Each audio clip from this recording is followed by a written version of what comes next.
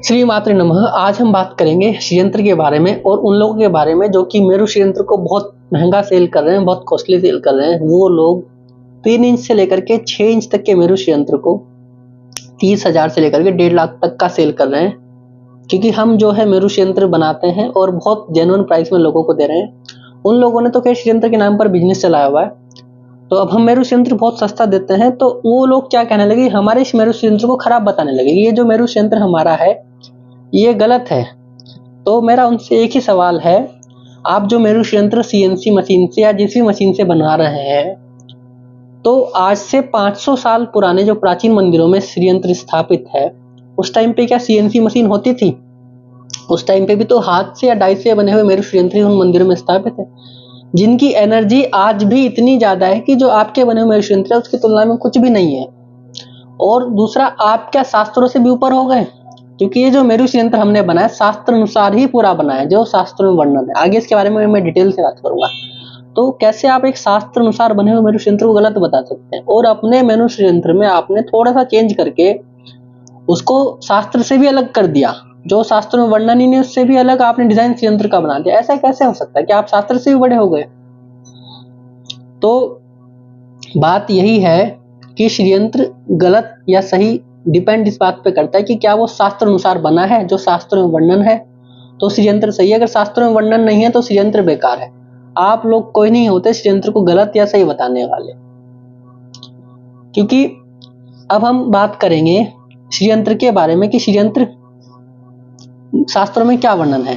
शास्त्रों में धातुओं की बात करूं तो 3 धातुओं का वर्णन आता है, सोना, चांदी या तांबा, कि इन 3 धातुओं का बना हुआ मेरू षड्यंत्र ही होना चाहिए। इंग्लिश में बोले तो गोल्ड, सिल्वर एंड कॉपर।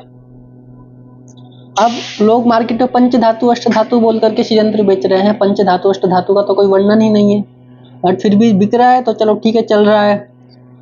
अब हम बात करते हैं अपने मेरू षड्यंत्र की, और षड्यंत्र जो एक्चुअल में षड्यंत्र होना चाहिए। अब जैसे षड्यंत्र में 9 आवरण होते हैं जो शास्त्रों में वर्णन है। पहला आवरण ये होता है, ये जो चक्र होता है इसको प्रथम आवरण बोलते हैं। त्रिलोकी मोहन चक्र इसका नाम होता है, ठीक। इसके बाद में 3 सर्किल लाइन होती है। कुछ लोग इसी को द्वितीय आवरण बोल देते हैं, लेकिन ये द्वितीय आवरण नहीं होता है। द्वितीय आवरण होता है ये षोडश दल, जिसमें 16 कमल की पत्तियां होती है, जो कि हमारे षड्यंत्र में परफेक्ट है। इसके बाद में आता है तृतीय दल, थर्ड आवरण, जिसमें 8 कमल की पंक्तियां होती है, जिसको अष्टदल भी बोलते हैं। उसके बाद में चतुर्थ आवरण आता है, यानी कि 4th आवरण, जिसमें 14 त्रिकोण होते हैं। और उसके बाद में आता है पंचम आवरण, यानी कि 5th आवरण, जिसमें कि 10 त्रिकोण होते हैं। उसके बाद में आता है 6th आवरण, यानी कि 6ठा आवरण, जिसमें कि फिर से 10 त्रिकोण होते हैं।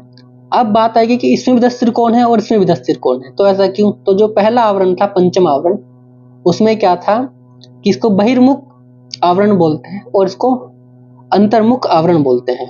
अंतर इसको बहिर्दिशा मुख बोल सकते हैं और इसको अंतर दिशा मुख आवरण बोल सकते हैं। उसके बाद में आता है 7वां आवरण, जिसमें कि 8 त्रिकोण होते हैं। और उसके बाद में आता है 8th आवरण, यानी कि 8वां आवरण, जिसमें सिर्फ एक त्रिकोण होता है, जो कि हमारे षड्यंत्र में भी आप देख सकते हैं। उसके बाद में 9वां आवरण आता है, जिसमें एक बिंदु होता है।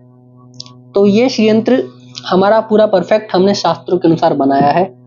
अब बात करते हैं, ये तो हुआ आवरण की बात, अब स्ट्रक्चर की बात। तो षड्यंत्र में जो शास्त्र में वर्णन है कि एक साइड से अगर हम षड्यंत्र को देखें तो हर एक आवरण जो है वो उसकी लाइन एकदम मिली होनी चाहिए, यानी कि एक के ऊपर एक, एक के ऊपर एक होनी चाहिए।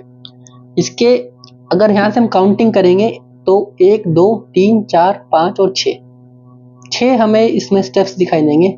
और इसको अगर हम इसके बैक साइड से इसमें हम काउंटिंग करेंगे तो 1 2 3 4 5, सिर्फ हमें 5 ही इसमें जो है ये दिखेंगे, यानी कि बिंदु और जो इसका ये त्रिकोण है ये आपस में मिला होगा बैक साइड से, और सामने के फ्रंट साइड से देखे जाएगा तो ये जो है अलग अलग दिखाई देगा। और अगर लेफ्ट या राइट की बात करेंगे तो एक इस आवरण के ऊपर जो दूसरा आवरण होगा, जो उनके त्रिकोण होंगे वो आपस में मिलने नहीं चाहिए। अगर वो मिल रहे हैं तो षड्यंत्र के स्ट्रक्चर में गड़बड़ है। तो हमारे षड्यंत्र में भी आप देख सकते हैं कि कोई भी आवरण, ये और ये, इन दोनों के बीच में ये त्रिकोण जो है ये आ रहा है, ऐसे इन दोनों के बीच में ये वाला त्रिकोण आएगा। तो वही षड्यंत्र हमारा षड्यंत्र में कैसे आप गलत बता सकते हैं। खैर ये वीडियो ज़्यादा लंबी हो जाएगी, इसीलिए इस वीडियो को हम यहीं पर रोकते हैं। और इस हमारे पास में कॉपर के धातु षड्यंत्र में जो है, अब बात करते हैं धातुओं की। हाँ, कि ये जो षड्यंत्र है हमने इसके ऊपर गोल्ड पॉलिश कराई हुई है। आप देख सकते हैं इस पर प्योर 24 कैरेट की गोल्ड पॉलिश इस षड्यंत्र पे है। कुछ लोग बोलते हैं कि हमारा षड्यंत्र बहुत हल्का है। हल्का इसलिए क्योंकि अंदर से होलो होता है, और शास्त्रों में होलो या सॉलिड षड्यंत्र का कोई वर्णन नहीं है। कुछ लोग बोलते हैं कि होलो षड्यंत्र बेकार होता है, तो षड्यंत्र ये बेकार नहीं है। आप किसी भी षड्यंत्र को, मैंने पहले बताया कि आप गलत या बेकार नहीं बता सकते हैं शास्त्रों में, क्योंकि होलो सॉलिड का कोई वर्णन नहीं है। अगर षड्यंत्र शास्त्र में आप मुझे लिखा हुआ दिखा दीजिए कि होलो षड्यंत्र घर में नहीं रखना चाहिए, तो मैं आपको ये षड्यंत्र देना बंद कर दूंगा। सॉलिड षड्यंत्र ही घर में रखना चाहिए। तो हालांकि हम सॉलिड भी बनाते हैं। हमारे पास में कॉपर का ये जो मेरू षड्यंत्र है, ये कॉपर का बना हुआ है 3 इंच का, और ये हमने CNC मशीन से ही बनवाया। फिर भी इसकी कॉस्टिंग हमारे पास में इतनी कम है कि जो लोग आप 30,000 का षड्यंत्र देते हैं, हम उससे बहुत कम प्राइस में आपको ये षड्यंत्र दे देंगे। और ये फुल सॉलिड षड्यंत्र है। ऐसा नहीं, हम हर तरीके का षड्यंत्र रखते हैं। लेकिन तो यहीं पे मैं वीडियो को विराम दूंगा, और आपको अगर षड्यंत्र से रिलेटेड कुछ भी क्वेरी है तो आप डायरेक्ट हमें कॉल कर सकते हैं हमारे सेंटर पर। डायरेक्ट मैं ही आपसे बात करूंगा और आपकी हर एक क्वेरी का आंसर मैं आपको दूंगा। धन्यवाद।